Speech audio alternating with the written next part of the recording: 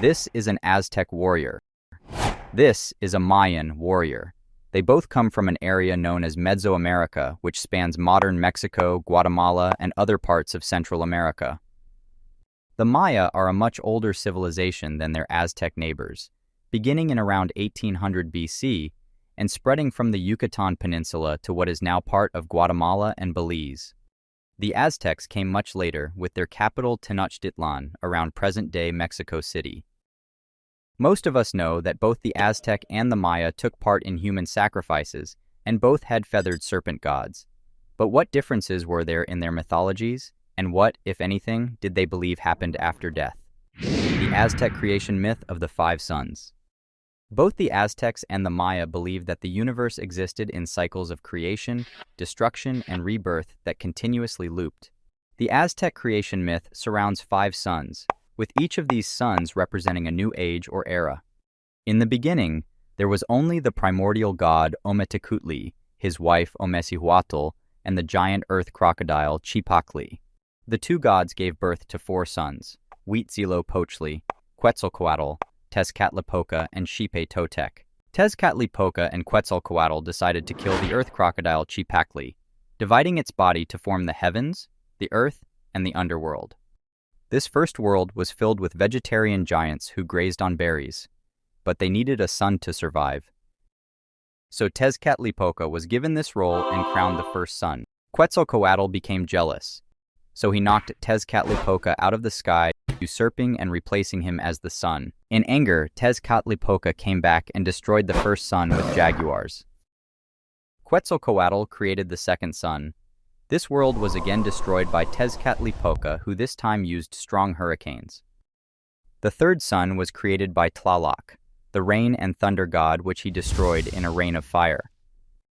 Tlaloc's second wife, Chalchihuitlicue, created the fourth sun, but this was destroyed by floods. That brings us to the fifth sun, ruled by the war and sun god Huitzilopochtli, which the Aztecs believed we currently live under. However, the Aztecs believe that this world will end too, with massive earthquakes.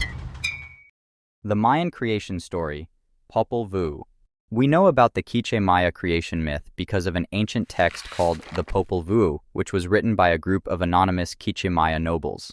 In the Popol Vuh, the destruction and rebirth cycle surrounds the creation of humans.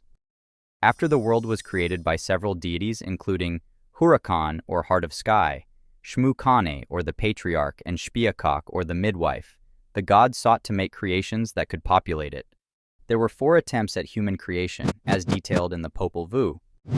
For the first attempt, the gods spawned animals and provided them with homes to live in.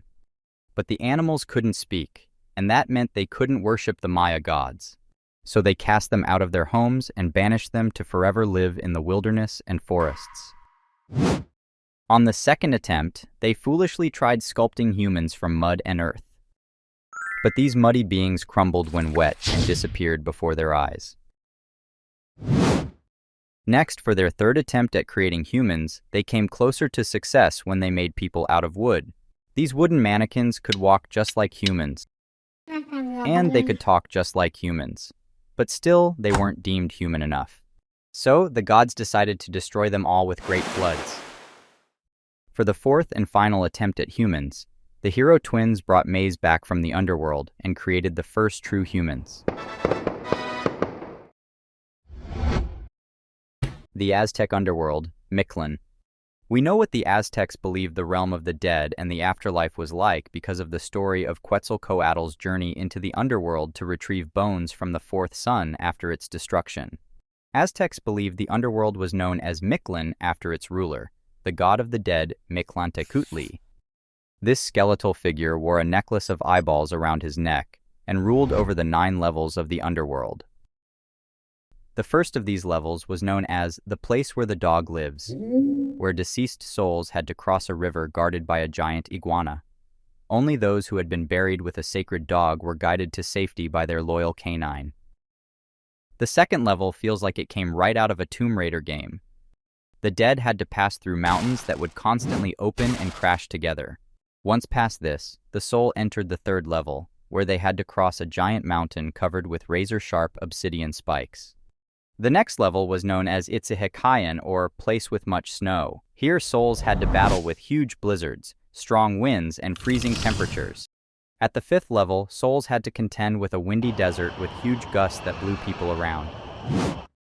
Tamiminaloyan, or the arrow shooting place, came after this, where arrows rained down upon the departed on their way to Mictlan. The seventh realm was filled with hungry jaguars that tried to eat the hearts of the dead. The final level before reaching Mictlan was the place of 9 rivers, where the dead had to cross and navigate 9 large waterways. Finally, the dead would then reach Mictlan and be welcomed by Mictlantecuhtli and his queen, Mictlantecuhtli, and achieve eternal rest. The Mayan underworld, Xibalba. The entry to the Maya underworld, known as Xibalba, was even more complicated and structured than the Aztec Mictlan. Many paths and challenges had to be overcome before arriving at the innermost level, called Mitnal. First, the dead had to cross 3 rivers, one filled with scorpions, one with blood, and one filled with pus. Next, they had to navigate through 4 crossroads before they reached the fearsome Council of the Death Gods, who ruled over Xibalba. The domain of the dead was ruled over by 12 fearsome death gods, each bearing ominous names such as Jaundice Demon and Flying Scab. Interpretations varied among the Maya communities, but many thought of Apuch as the leader of these demons, who dwelled in Mitnal. Once out of the Council of Death Gods, the real challenge started. The dead had to pass 6 challenging houses: the House of Darkness, the Shivering House, the Jaguar House, the Bat House, the Blade House, and finally, the Flame House. They then made it to the mysterious Mitnal, which was referred to ominously by the Maya as the place of fright. Feathered serpents, Quetzalcoatl versus Kukulkan. Across most Mesoamerican societies, the feathered serpent god was a prominent figure, known as Quetzalcoatl to the Aztecs and Kukulkan among the Yucatec Maya. For the Aztecs, Quetzalcoatl was among the most revered gods, associated with knowledge, craftsmanship, the sun, and was even seen as a creator god because of his help in the creation of the current sun. To the Yucatec Maya, Kukulkan held a similar role, but was also seen as a god of rain and storms. Aztec sacrifice, keeping the sun burning. Human sacrifice was common in Mesoamerica. The Aztecs didn't start this gruesome trend, but they were certainly the most prolific with it. The Aztecs had other reasons for sacrifice than their mythology. For example, some believe they might have dabbled in cannibalism after a sacrifice to survive during a famine. But we'll be focusing on the religious reasoning for Aztec sacrifice in this video. The Aztecs believed that if they didn't sustain the current sun with sacrifices, the world would come to an end more quickly. For this reason, the god they offered most of their sacrifices to was their most important god, the sun god and current sun, Huitzilopochtli. Legend has it that Huitzilopochtli was born fully armed from his mother's head when he immediately went to fight his sister, Coyolxauhqui, the moon goddess, and hundreds of their brothers who sought to kill their mother.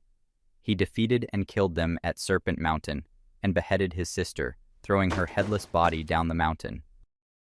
In one ritual, Aztecs would reenact this myth in honor of the sun god, removing the heads of captured warriors and tossing them down the pyramid.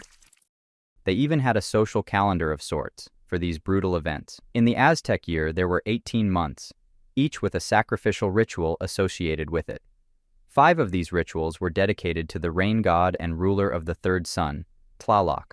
They believed sacrificed youths would become Tlaloques, rain dwarves who served Tlaloc and brought rain. Maya sacrifice, nourishing the gods. Although ritual sacrifice wasn't a part of everyday life like the Aztecs, the Maya more than dabbled in it. For the Maya, sacrifice was all about the blood. They saw it as a potent source of nourishment for their gods. Human sacrifices were considered the ultimate form of this blood sacrifice. They had some pretty intense rituals. They'd open up wounds in a way to cause maximum blood loss. Then, they'd collect that blood, drop it on paper, and burn it, so the smoke could carry their prayers to the gods. Like the Aztecs, the Maya also had a rain god, Chac, that they would sacrifice to. 4 attendants would paint themselves blue and dress as Chac and then perform the ultimate sacrifice to the Maya, the removal of the still beating heart of the sacrificial victim. Thanks for watching Darkness and Lore. If you have any mythology or history requests or anything else to add, please leave a comment below.